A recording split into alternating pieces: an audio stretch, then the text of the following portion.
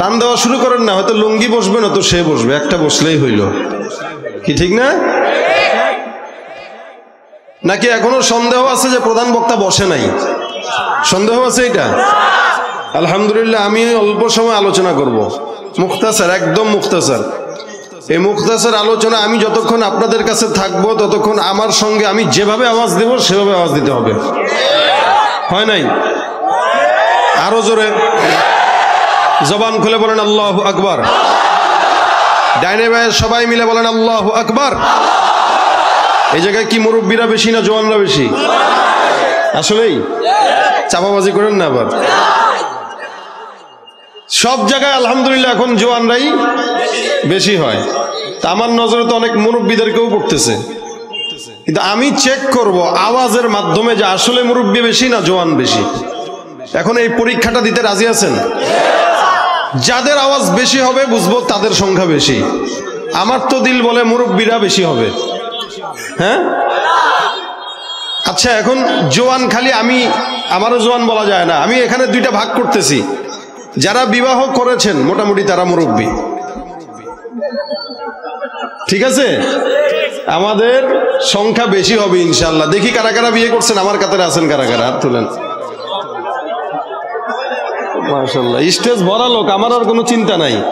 হাত তুলেন না? তুলেন, হ্যাঁ তুলেন তুলেন। পারবেন আওয়াজ দিতে? আমার বেইজ্জতি করিয়েন না যে। নারায়ে তাকবীর। শুধুমাত্র বিবাহিতরা নারায়ে তাকবীর। মাশাআল্লাহ, চিকন চিকন আওয়াজ মাঝে মাঝে একটু কানে আসলো আমার, মানে পোলাপানের আওয়াজ। পোলাপানরা আওয়াজ কখন দেয় জানেন? যখন তার বাপে আওয়াজ দেয় না, বাপের জিতানোর জন্য পোলায় আওয়াজ দেয়। আমি আবারও সুযোগ দিচ্ছি, শুধু বিবাহিতরা নারায়ে তাকবীর। এখন বাকিরা হাত তুলেন, কারা কারা বিয়ে করেন নাই।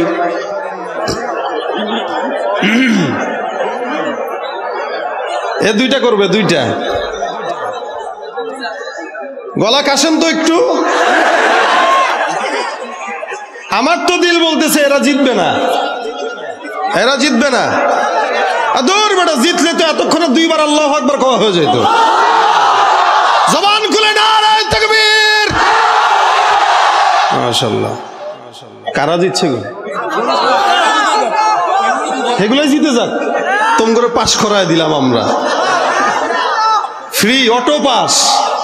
কি পাস? কথা কয় না, কি পাস? এই যে এই কলেজ মাঠে আমরা বসা, স্কুল মাঠে, এটা বন্ধ না খোলা? Auto pass. কি পাস? সেদিন একটা ভিডিওতে দেখি একজন নাম ঘোষণা করতেছে, এই মুহূর্তে ক্রেস্ট গ্রহণ করবেন মোহাম্মদ ডাক্তার দীপু মনি। দেখছেন নি আপনারা? Auto pass. বুঝলে বুঝ পাতা, না বুঝলে আওয়াজটা শেষ পর্যন্ত থাকবে ইনশাআল্লাহ। আমরা ইসলামের সৈনিক, ঠিক না? কিন্তু যতক্ষণ এই ময়দানের ভিতরে আছি ততক্ষণ, বাইরে গেলেন না, বাইরে গেলেন না। যদি তাই হয়তো শুধুমাত্র ওলামা একরাম জেলখানায় থাকতো না, আপনারাও থাকতেন। এজন্য ওলামা একরামের পাশাপাশি এখন থেকেই সময়, আজকে চতুর্দিকে দেখা যায় মুসলমানদেরকে অপমানিত করার চক্রান্ত চলতেছে। যেই জায়গায় মুসলমানদেরকে অপমান করার চক্রান্ত চলবে, মুসলমানের আল্লাহর ধ্বনি সেখানেই উচ্চ কণ্ঠে আওয়াজ দেওয়া হবে, উচ্চ কণ্ঠে আওয়াজ দেওয়া হবে।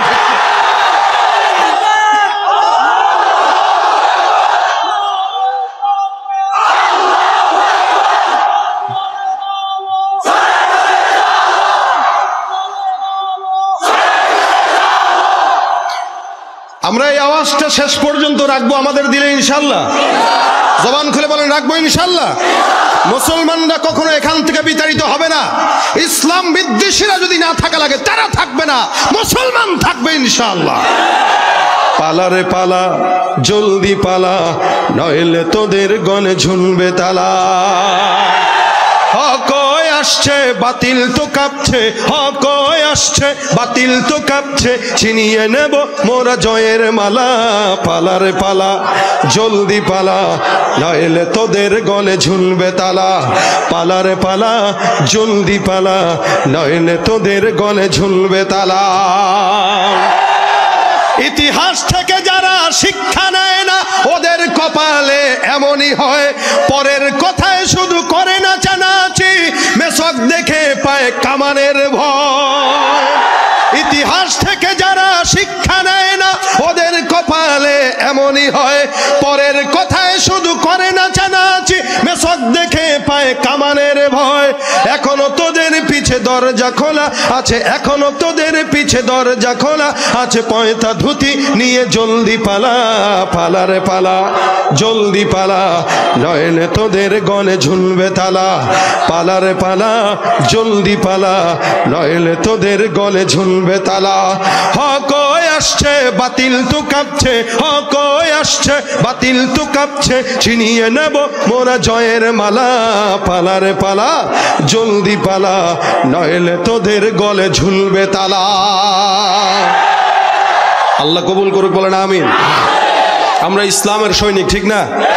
মরণ পর্যন্ত আল্লাহ ইসলামের সৈনিক হিসেবে কবুল করুক, বলেন আমিন। এই চিল্লান দেওয়াটা যেন শুধুমাত্র এখানের জন্য না হয়, এটা যেন জান্নাত পাওয়ার জন্য হয়। আল্লাহ এই সমস্ত যুবকদেরকে দিনের খাদেম বানায় দেয়। যুবকরা যখন দিনের পথে চলে আসে, অটোমেটিক ইসলামের খেদমত দিন দিন বাড়বেই। এই সমাজে যত আকাম কুকাম, সন্ত্রাসী, চাঁদাবাজি, দুর্নীতি যারাই করে অধিকাংশ যুবকরা করে। দাঁত পড়ে গেছে বুড়া, এটা করে না, কারণ ওর ভিতরে টাকার সম্পদের মহাব্বত আর কি আছে, কবরে যাওয়ার চিন্তাই না তার। করে কে? যার শরীরের টাইট ফিট রক্ত আছে, চামড়া আছে, করে সে। এ কারণে যুবকরা যত ইসলামের দিকে বেশি ধাবিত হবে, ইসলামের তত কল্যাণ হবে। আল্লাহ পাক রব্বুল আলামিন আমাদেরকে ইমানের সঙ্গে হায়াত দেখ, ইমানের সঙ্গে মওত দেখ, বলেন আমিন। সবরের সঙ্গে থাকবো তো ইনশাআল্লাহ। আমার নেজামি হচ্ছে আলোচনা করি 1 ঘন্টা, কিন্তু 1 ঘন্টার ভিতরে আপনাদের জবান বন্ধ করে বসে থাকার কোনো সুযোগ দেব না। পারবেন আওয়াজ দিতে না ইনশাআল্লাহ? আমি আপনাদের সামনে যে আয়াতে কারিমা তেলাওয়াত করেছি, এটার অনুকূলে 2-4টা কথা। ওয়াজ তো আর আমরা পারি না, শুধু আয়াতের অনুকূলে কিছু কথাবার্তা বলতে পারি, এটাকে মুজাকারা বলা হয়। মুজাকারা আমিও বলবো, আপনারাও বলবেন, 2টা মিলে বলা হয় মুজাকারা। আল্লাহ পাক রব্বুল আলামিন দুনিয়ার জমিনে যত মানুষকে প্রেরণ করেছেন, যত মাখলুকাত প্রেরণ করেছেন, বলেন তো প্রত্যেকটা মাখলুকাতের রিজিকের দায়িত্ব আল্লাহর হাতে না অন্যের হাতে? শুধু রিজিক নয়, কয়েকটা জিনিস, 5টা জিনিস, যেই 5টা জিনিসের ইলম আল্লাহ পাক রাসূলের কাছেও দেন নাই। ইমাম মালিক রাহমাতুল্লাহি আলাইহি একদিন একটা স্বপ্ন দেখছেন। উনি স্বপ্নের ভিতরে রাসূল করিম সাল্লাল্লাহু আলাইহি ওয়াসাল্লামকে উনি স্বপ্নে দেখেন। আল্লাহ রাসূল সাল্লাল্লাহু আলাইহি ওয়াসাল্লামকে উনি স্বপ্নের ভিতরে একটা প্রশ্ন করতেছেন। উনি মরণ কিভাবে হবে, কোথায় হবে, না হবে, এই পেরেশানি, মরণের মুরাকাবা অনেকেই করে, অনেকে করে না। অনেকে সারা জিন্দেগি ভর একবারও মরণের কথা ভাবে নাই, মরণ যে লাগবে এটা তার কল্পনাও নাই। ইমাম মালিক রাহমাতুল্লাহ আলাইহি এই কথা ভাবতেছেন, আয় হায় যদি মরণ চলে আসে কি জবাব দেব আল্লাহর কাছে। এই সমস্ত কথা ভাবতে ভাবতে ভাবতে ভাবতে উনার মাথায় আসলো, ঘুমায় গেল উনি। তো ঘুমের ভিতরে স্বপ্ন দেখেন রাসূল করিম সাল্লাল্লাহু আলাইহি ওয়াসাল্লাম দরজা খুলে উনার ঘরে প্রবেশ করেছেন। ইমাম মালিক প্রশ্ন করতেছেন, হুজুর আপনার কাছে একটা প্রশ্ন। আল্লাহওয়ালা বুজুর্গ আকাবির যারা ছিলেন, আমরা তো আমাদের সারা জিন্দগিতেও রসুলকে কোনোদিন স্বপ্ন দেখি না। আকাবির বুজুর্গানে দিন এরা, রসুলের আশিক খাঁটি যারা, এরা রসুলকে প্রতিনিয়ত স্বপ্নের ভিতরে দেখতেন। এবং রসুল করিম সাল্লাল্লাহু আলাইহি ওয়াসাল্লামকে স্বপ্নে দেখা সম্ভব, অসম্ভবের কিছু না, খালি আমল দরকার, রসুলের সঙ্গে মহাব্বত দরকার। উনি প্রশ্ন করতেছেন, হুজুর আমি কবে মরবো, কিভাবে মরবো, কয়দিন আর আমার হায়াত আছে, একটু যদি বলতেন। ইমাম মালিক রাহমাতুল্লাহ আলাইহি প্রশ্ন করছেন, রাসূল করিম সাল্লাল্লাহু আলাইহি ওয়াসাল্লামের মুখটা মলিন হয়ে গেল স্বপ্নে। ইমাম মালিক বলেন, হুজুর করিম সাল্লাল্লাহু আলাইহি ওয়াসাল্লাম আমাকে 5টা আঙ্গুল উঠায় দেখাইলেন, হুজুর চলে গেলেন, আমার ঘুম ভেঙে গেল। আমি ঘুম থেকে উঠে আমার এক খাদেমকে পাঠাইলাম, তুমি যাও এই ব্যাখ্যাবি যে আছে তার কাছে ব্যাখ্যা আনার জন্য, যে আসলেই আমার এই ব্যাখ্যার স্বপ্নের ব্যাখ্যাটা কি হবে খাবের। তো সে চলে গেল, যাওয়ার পরে এবার ব্যাখ্যাবিদ ডাক দেয়া বলতেছে, ব্যাখ্যাটা দেখছে, স্বপ্নটা দেখছে কে আগে, তার নাম বলো। উনি বলতেছেন হুজুর নাম তো বলতে নিষেধ করছে। নাম যেহেতু বলতে নিষেধ আছে তাহলে ব্যাখ্যাও বলা যাবে না। নামের সঙ্গে ব্যাখ্যার সম্পর্ক আছে। তুমি আগে নাম জিজ্ঞাসা করে আসো, তারপরে বলো ব্যাখ্যা দেবো আমি। কেন?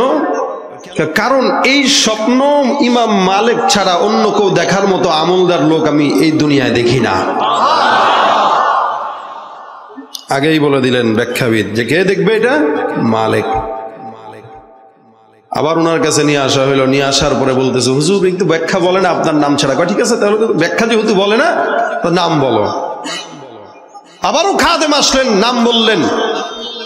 এবার ব্যাখ্যাবিদ বলতেছে তাহলে এবার ব্যাখ্যা বলা যায়। ব্যাখ্যা খুবই সোজা, কঠিন না। এই ব্যাখ্যা হইল আল্লাহ পাক রব্বুল আলামিন রাসূল করিম সাল্লাল্লাহু আলাইহি ওয়াসাল্লাম যে 5 আঙ্গুল উঠাইলেন, এটার দ্বারা কি 5 দিন বুঝবে, নাকি 5 সপ্তাহ বুঝবে, না 5 বছর বুঝবে, না 5 ঘন্টা বুঝবে, না 5 মিনিট বুঝবে? এটার মাপকাঠি হইলো 5 ঘন্টা, 5 মিনিট, 5টা দিন, এগুলো কোনো কিছুই না।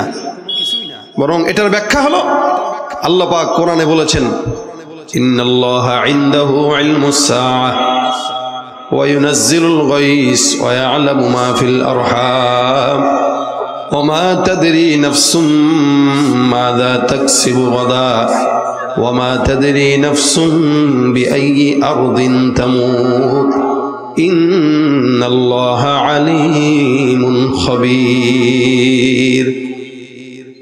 ব্যাখ্যাবিদ সুন্দর করে 5টা জিনিসের কথা উল্লেখ করে ইমাম মালিক রাহমাতুল্লাহ আলাইহির খাদেমকে ডাক দেয়া বলে, খাদেম এই ব্যাখ্যা হলো আল্লাহ পাক রব্বুল আলামিন দুনিয়ার জমিনে এমন 5টা জিনিসের কথা আল্লাহ পাক রব্বুল আলামিন গোপন রেখেছেন, যেই 5 জিনিসের কথা আল্লাহ ছাড়া অন্য কাউকে আল্লাহ পাক রব্বুল আলামিন জানান নাই। 1 নাম্বার হলো ইন্নাল্লাহা ইনদাহু ইলমুস সাআহ, কখন কিয়ামত সন্নিকট হবে, কখন কিয়ামত সংগঠিত হবে, এই কিয়ামত সম্পর্কে দুনিয়ার কোনো মানুষ জানে না, জানেন একমাত্র কে? ওয়ায়ুনাজ্জিলুল গায়স, আসমান থেকে কখন বৃষ্টি বর্ষণ হবে, কখন মেঘাচ্ছন্ন হবে, কখন তুফান হবে, কখন কি হবে। যদিও আবহাওয়াবিদরা আবহাওয়া লক্ষ্য করে তারপরে এটা সেটা বলে, কিন্তু আবহাওয়া যখন লক্ষ্য করে ওই আবহাওয়া দেনওয়ালাও কে? এই জন্য আল্লাহ পাক রব্বুল আলামিন বলেন ওয়ায়ুনাজ্জিলুল গায়স, আসমান থেকে বৃষ্টি বর্ষণ করেনওয়ালাও একমাত্র আল্লাহ। এই জ্ঞানটা একমাত্র আল্লাহ ছাড়া আর কারো নাই। আল্লাহ পাক রব্বুল আলামিন 3 নম্বরে বলে ওয়া ইয়ালামু মা ফিল আরহাম, একটা মায়ের পেটের ভিতরে সন্তানটা কি ছেলে নাকি মেয়ে, এই সন্তানটা মেয়ে হবে না ছেলে হবে, সন্তানটা কালো হবে না কি হবে, মায়ের পেটের ভিতরে কি আছে এটা দুনিয়ার কোনো মানুষ জানে না, একমাত্র জানে হলো আমার আল্লাহ। এখন আপনারা বলবেন ডাক্তার তো ঠিক মতোই বলে দেয় 4 মাস পরে কি হবে, ডাক্তার তো ঠিক মতোই বলে 4 মাস পরে সন্তানটা ছেলে হবে নাকি মেয়ে হবে। আমি আপনাদেরকে জিজ্ঞাসা করতে চাই 4 মাসের আগে কি ডাক্তার বলতে পারে কিনা? 2 মাসে কি বলতে পারে কিনা? হাদিস শরীফে রাসূল করিম সাল্লাল্লাহু আলাইহি ওয়াসাল্লাম বলেন, যখন নাকি কোনো বান্দাকে আল্লাহ পাক রব্বুল আলামিন দুনিয়ার জমিনে প্রেরণ করার চিন্তা করেন, প্রথম 40 দিন বাপ মায়ের মিলনের কারণে বান্দার শুধুমাত্র বীর্যটা থাকে। দ্বিতীয় 40 দিনে রব্বুল আলামিন ওটাকে রক্তপিণ্ডে পরিণত করে। তৃতীয় 40 দিনে আল্লাহ পাক রব্বুল আলামিন ওটাকে গোশতপিণ্ডে পরিণত করে। আল্লাহ পাক রব্বুল আলামিন এরপরে একজন ফেরেশতাকে প্রেরণ করে, বলে ফেরেশতা যাও যাও, এই বান্দাটা কি সন্তান হবে নাকি মেয়ে সন্তান হবে এটা লিপিবদ্ধ করো, এবং কিয়ামত পর্যন্ত বান্দা কি খাবে না খাবে সব তুমি বান্দার তকদিরে লিখে দাও। দেখেন তো ভাইরা, 4 মাস পরেই কিন্তু সন্তান কি হবে এটা ডাক্তার জানে। 4 মাস আগে ডাক্তার বলতে পারে না 4 মাস আগে সন্তান কি হবে না হবে। 2 মাসের মাথায়, 2.5 মাসের মাথায়, 1 মাসের মাথায় এটা কেউ বলতে পারে না। আল্লাহ পাক রব্বুল আলামিন এই কারণে বলেন ওয়া ইয়ালামু মা ফিল আরহাম, এই বান্দার পেটের ভিতরে, বান্দিটার পেটের ভিতরে সন্তান ছেলে না মেয়ে, এইটা একমাত্র জাননেওয়ালা হলেন একমাত্র আল্লাহ। আল্লাহ পাক রব্বুল আলামিন 4 নম্বরে যেটা বলেন ওমা তাদরি নাফসুম মাযা তাকসিবু গাদা। দুনিয়ার জমিনে আপনি আজকে এখানে বসা, অনেকে মনে করতেছে মনে হয় বাজার ঘাট দোকানপাট বন্ধ করে মাহফিলে আসলে মনে হয় রিজিকের কমতি হবে। আপনাকে বলতে চাই, সারাটা দিন দোকানে বসে থাকবেন, এরপরও দেখবেন 1 টাকা বেচা নাই, কিন্তু 10 মিনিটের জন্য দোকান খুললে আল্লাহ যদি তকদিরে লিখে রাখে, দেখবেন সারা দিনের ইনকাম 10 মিনিটে পোষায় যায়। ঠিক কিনা? আগামীকাল কি উপার্জন করবেন, আগামীকাল কি খানা খাবেন, এটা জানেন কে? ওমা তাদরি নাফসুম মাযা তাকসিবু গাদা ওমা তাদরি নাফসুম বিআইয়ি আরদিন তামুত। বান্দা কোথায় মরবে, বান্দা কোথায় কি যাবে, কোথায় কিভাবে মরবে, বান্দা কি সমুদ্রের ভিতরে ডুবে মরবে, বান্দা কি অ্যাক্সিডেন্টে মরবে, নাকি বান্দা অন্য কোনো কারণে মরবে, দুনিয়ার কেউ না জানলেও একমাত্র এই খবরটা জানেন কে? ভাইরা আমার, রব্বুল আলামিন 5টা জিনিসের জ্ঞান অন্য কোন দুনিয়ার মানুষকে দেয় নাই। ব্যাখ্যাবিদ ডাক দেয়া বলে, এই খাদেম তুমি শুনে নাও, ইমাম মালিক যেই স্বপ্নটা দেখলো, এই স্বপ্নটার ব্যাখ্যা হলো রাসূল করিম সাল্লাল্লাহু আলাইহি ওয়াসাল্লাম 5টা আঙ্গুল উঠায়া ইমাম মালিক এই কথাটাই জানায় দিলেন যে, মালিক এই 5 জিনিসের ইলম আমি রাসূলের কাছেও নাই, সুতরাং আমি তোমাকে কেমন ভাবে বলবো এটা আমার জানা নাই। এই কারণে দুনিয়ার জিন্দেগিতে প্রত্যেকটা মানুষের রিজিকের দায়িত্ব নিয়েছেন কে?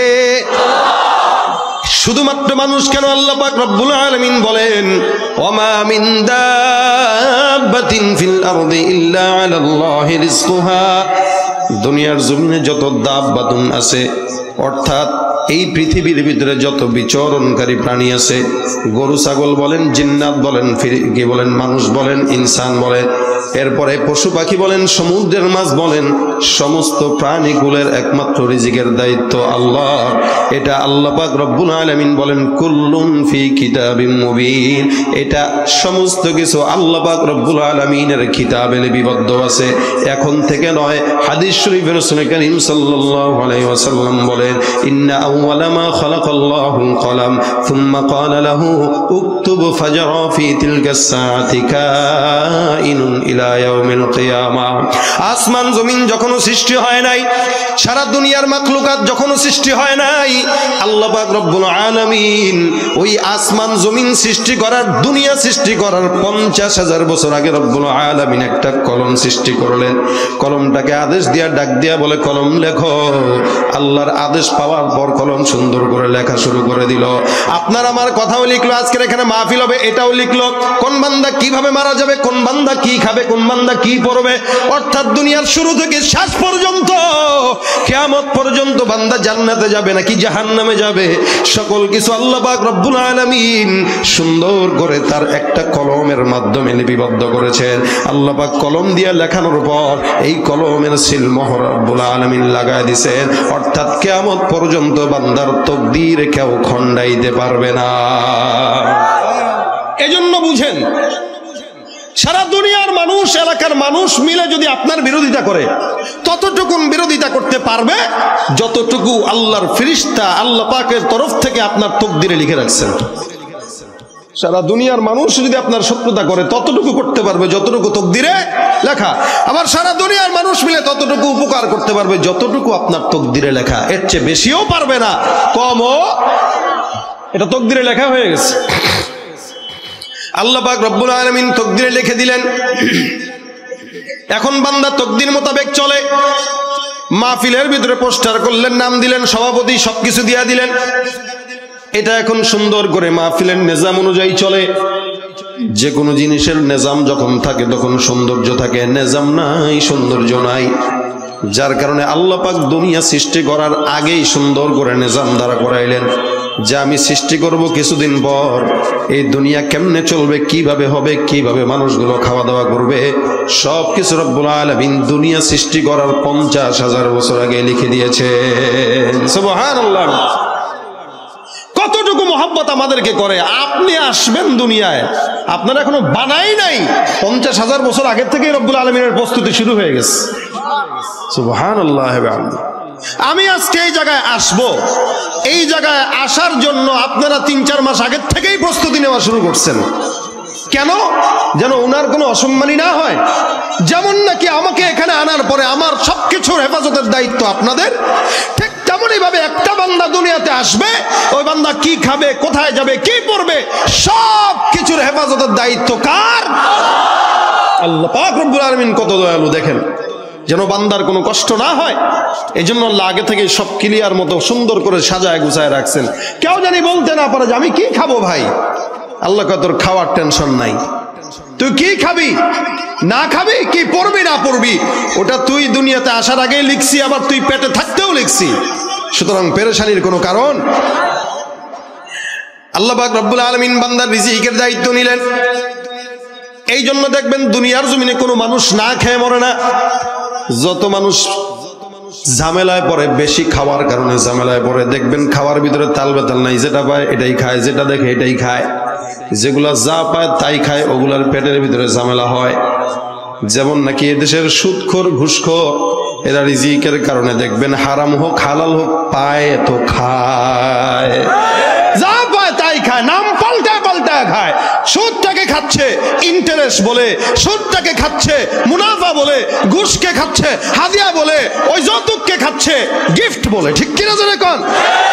এদের শিক্ষার অভাব নাই, মাগার এদেরকে শিক্ষিত বলা চলে না, এদের কাছে কাছে শিক্ষিত শয়তান বলতে হয়। ঠিক কিনা জোরে কোন? ওরা হলো দেশের লাগি মহামারীর মতন, ফাইলে কলম ঠেকাইয়া চালায় তারা নির্যাতন। ঘুষের টাকায় ওদের ভুঁড়ি, ঘুষের টাকায় ওদের ভুঁড়ি, করে যে টান টান, ওরা শিক্ষিত শয়তান, ওরা শিক্ষিত শয়তান, ওরা শিক্ষিত শয়তান, ওরা শিক্ষিত শয়তান। আছে না নাই? ভাইরা আমার খুব বুঝবেন, আল্লাহ পাক রব্বুল আলামিন বান্দার হেফাজতের দায়িত্ব নিলেন, ইজ্জতের দায়িত্ব নিলেন, রিজিকের দায়িত্ব নিলেন, যার কারণে দুনিয়ার জমিনে এমন কোন প্রাণী নাই যেই প্রাণীটার দায়িত্ব আল্লাহ পাক রব্বুল আলামিনের হাতে না। জাস্টিস তাকি উসমানী মাদ্দাজিল্লুল আলী উনার একটা সফরনামার ভিতরে লেখেন, উনি কোন একটা দেশের ভিতরে সফর করতে গেলেন, ওখানে যাওয়ার পর উনি একটা সুন্দর ফুল গাছ দেখলেন। তাকি সাহেব হুজুর লেখেন, আমি এমন ফুল কোনোদিন আমার জীবনে দেখি নাই, এটাই প্রথম দেখলাম। এই ফুলটা সুন্দর করে ফুটে আছে, ফুলের মাঝখানে ছোট্ট একটা পোকা কোথা থেকে যেন উড়ে এসে বসলো।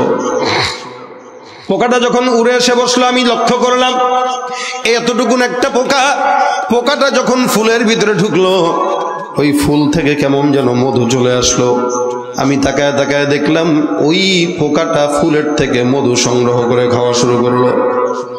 যখন নাকি ফুলের থেকে মধু সংগ্রহ করে খাওয়া শুরু করেছে, হঠাৎ করে কিছুক্ষণ পর তাকায় দেখলাম ওই ফুলটা এবার আস্তে আস্তে করে নেভা আরম্ভ হয়ে শুরু হয়ে গেল।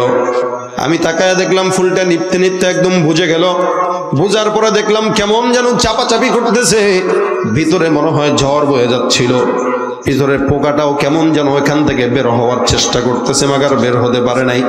আমি কিছুক্ষণ তাকায় দেখলাম 2-3 মিনিট পরে ফুলটা আবার সুন্দর করে আগের মতো করে ফুটে গেল। ভিতরে যেই পোকাটা ছিল, পোকাটা আর বেঁচে নাই, পোকার পাখা আর খোলস ছাড়া অন্য কোনো কিছু আর পোকার সাথে বেঁচে নাই। আমি আমার সঙ্গে সফর সঙ্গীকে ডাক দিয়া বললাম, ব্যাপারটা কি, এই ফুলটা এরকম ভাবে পোকাটাকে খেয়ে নিল? আমার সফর সঙ্গী আমাকে ডাক দিয়া বলল, হুজুর এই ফুলটার নিয়মটাই হলো এইটা, এই পোকাটা যখন ফুলের ভিতরে এসে মধু পান করে, মধু খাওয়া শেষ, এবার ফুলটা আস্তে করে নিভে যে পোকাটাকে খেয়ে ফেলে।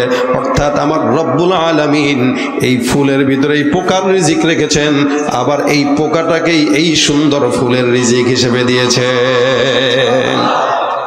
দেখেন ভাইরা আমার, দুনিয়ার জিন্দেগিতে এমন কোন জায়গা নেই যে জায়গায় মানুষ না খেয়ে মারা যায়। যদিও পত্র পত্রিকায় দেখি আফ্রিকায় কিছু কিছু মানুষ না খেয়ে শুকায় রয়েছে।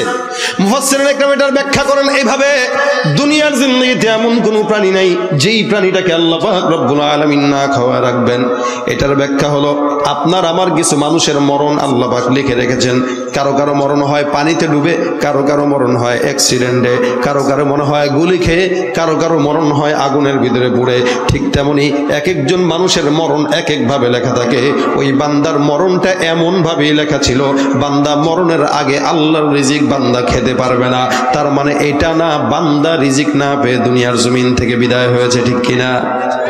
সব জিনিসের রিজিকের দায়িত্ব আল্লাহর।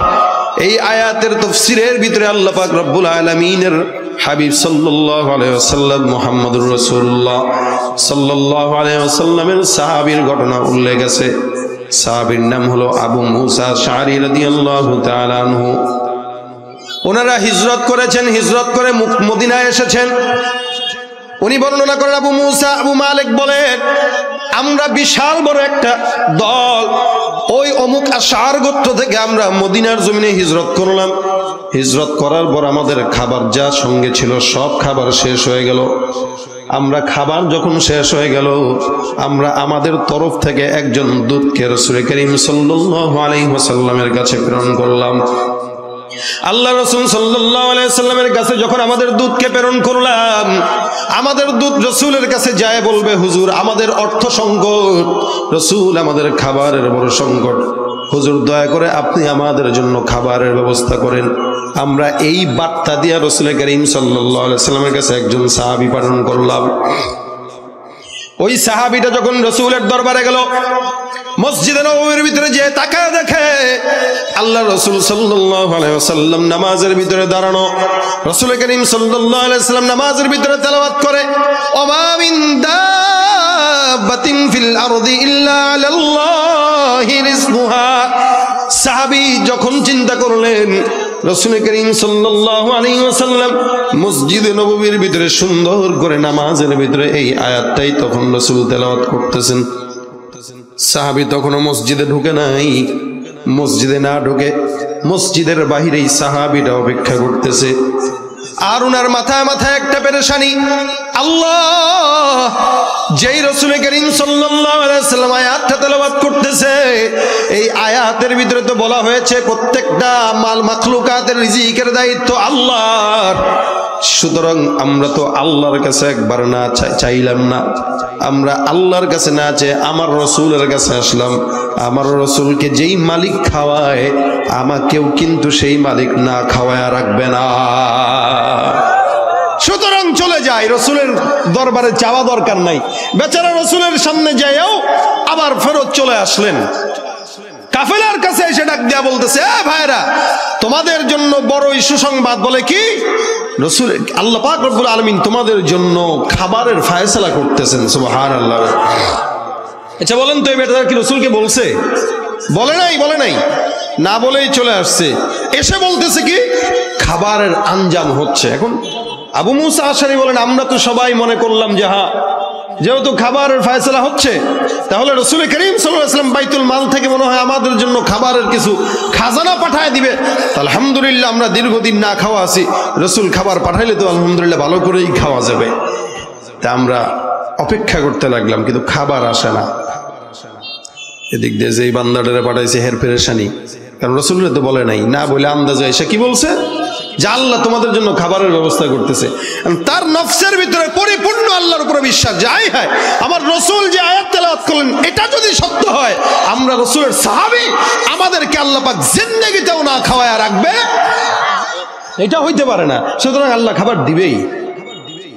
এই আশা নিয়া, এই তাওয়াক্কুল নিয়া সাহাবায়ে কেরামদের কাছে এসে এই কথা বলছে। বেচারা মনে মনে জিকির করে, আল্লাহ আল্লাহ আল্লাহ তুমি ইজ্জত বাঁচাও, আল্লাহ তুমি ইজ্জত বাঁচাও। দুনিয়ার জিন্দগিতে কোনো বান্দাও যদি কথা না শুনে, শুনেন কে? দেখবেন চেয়ারম্যান যখন হয়, চেয়ারম্যানের আগে একরকম, চেয়ারম্যানের পরে আরেক রকম। রাত 12টার পরে যদি চেয়ারম্যানের কাছে যান, দেখবেন চেয়ারম্যান কোনো কথা কয় না। কিন্তু আল্লাহ পাক রব্বুল আলামিন বলে, মুমিন রাত 12টা নাই, 1টা নাই, 2টা নাই, 3টা নাই, যখন মন চায় ডাকবা, আমি আল্লাহ 10 বার সাড়া দিয়া দিব। বান্দা তুমি আমি আল্লাহকে গোপনে ডাকবা, আমি আল্লাহ প্রকাশ্যে ডাকবো। বান্দা তুমি আমার দিকে হেঁটে আগাবা, আমি আল্লাহ তোমার দিকে দৌড়া আগাবো। এ মুসলমান, দুনিয়ার জমিনের ভিতরে সবচেয়ে বড় বন্ধু একমাত্র কে? বান্দার মনের গোপন চাহিদা শুনে একমাত্র আল্লাহ। আল্লাহ ছাড়া বান্দার গোপন কথা আর কেউ শুনে না। রব্বুল আলামিন বান্দার গোপন কথা শুনেন, জাহেরি কথা শুনেন, বাতিনি কথা শুনেন। এই ফেরেশতা আল্লাহ রাসূল সাল্লাল্লাহু আলাইহি ওয়াসাল্লামের কাছে যায় নাই, ফেরত এসে সাহাবা আজমাইনদেরকে বললেন, তোমাদের জন্য খাবারের ফয়সালা আমার আল্লাহ করতেছেন। সাহাবা একরাম অপেক্ষা করতেছেন। হঠাৎ করে দূরে তাকায় দেখে 2-4 সুন্দর বান্দা কেমন যেন বিশাল বড় ডেকচি নিয়া মজার খাবার আঞ্জাম সাহাবা একরামদের জন্য নিয়ে আসতেছে।